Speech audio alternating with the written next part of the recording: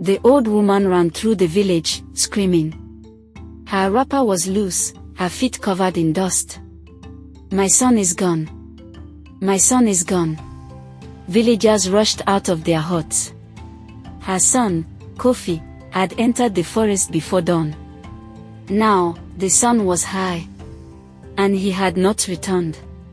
Kofi was 16 and proud. He wanted to prove he was strong, like his father before him. The elders warned him. "Do not go past the big tree," they said.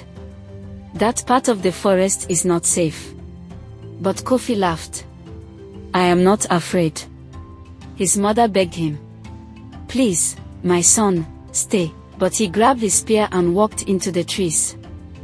At first, the forest felt normal. Birds sang.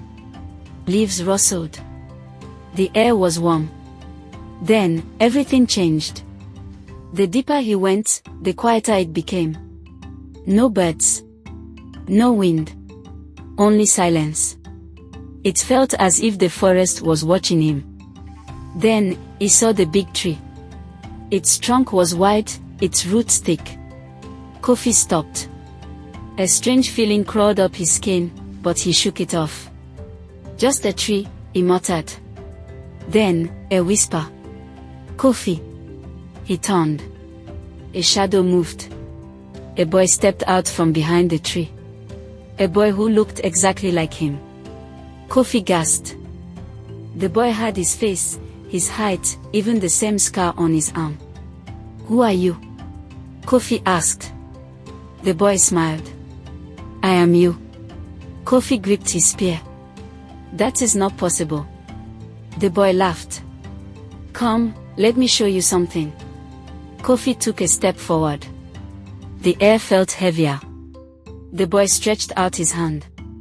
"Touch my hand, and you will see." Kofi hesitated.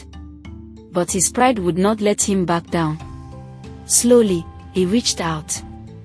The moment their fingers touched, everything went black. The village searched for Kofi. The hunters followed his footprints into the forest, but they stopped at the big tree. There was no sign of him. They combed through the forest for hours but found nothing. His mother refused to leave. She sat beside the big tree, calling his name, crying for him to return. The night grew dark, and the villagers tried to convince her to come back home. But she would not move. Her heart told her that Kofi was still out there. She stayed by the tree, calling him through the night. Then, just as the first light of dawn began to break, she heard footsteps. She turned. Through the shadows, a figure appeared. It was Kofi. She stood up quickly, tears rushing to her eyes. My son, you've come back." She ran toward him, reaching out to hold him, but the chief stopped her, his hand on her arm. "Wait," the chief said, his voice serious and low. "Something is wrong." Her heart sank. She looked at her son. Kofi stood in front of her, but his eyes didn't look like her son's eyes. They were darker, almost glowing. His smile was too wide, and there was something cold in his expression. Her heart filled with both joy and worry. Was this really Kofi? Kofi looked at her, his voice deep but calm. "Mama, I am hungry." The words felt strange, colder than his usual warm voice. He looked almost different. But his mother ignored the warning feeling in her gut and reached out to him.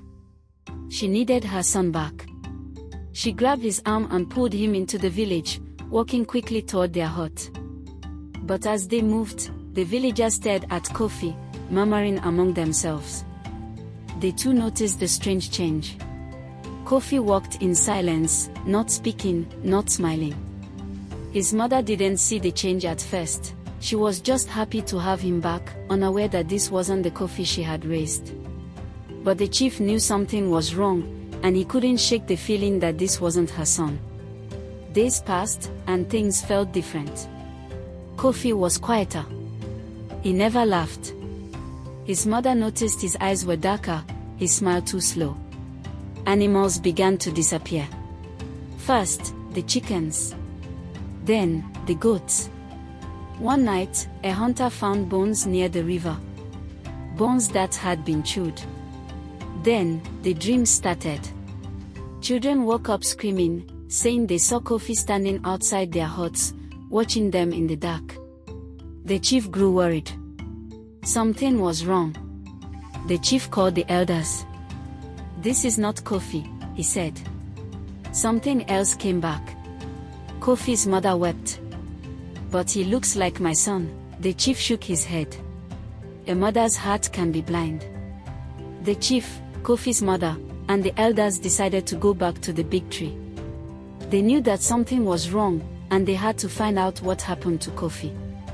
That night, they gathered together and walked into the forest. Kofi, now back home, was with them. He was quiet and still, but his eyes glowed strangely. His mother held his hand tightly as they walked deeper into the forest. When they reached the big tree, the air felt thick and heavy. The chief held up a bowl of white powder and blew it into the air. As the powder touched Kofi's skin, he screamed, but it wasn't his voice. It sounded like the cry of something dark. Kofi's body started to twist and change. His arms grew longer, and his fingers became sharp claws. His mouth stretched wide, showing too many teeth. He wasn't Kofi anymore. The creature tried to attack them, but the chief stepped forward with his staff, shouting, "Return what you've stolen." The creature snarled, "No. I am Kofi." But his voice was full of darkness. Then, something strange happened. The big tree split open. Inside the tree, Kofi's real body lay cold and weak, but he was alive. The hunters quickly pulled the real Kofi from the tree, and his mother hugged him tightly, relieved. The creature, who had once been Kofi, howled in anger. But the tree closed around it, trapping it inside. The forest grew quiet again. Kofi was back, but the darkness was gone. Kofi lay in his mother's arms. His body was weak, but he was alive. The chief touched his forehead. "You are safe now, my son." They never spoke of the creature again. And from that day on, no one ever crossed the big tree. Because sometimes, at night, the wind carried a voice. A whisper. "Mama, I am hungry."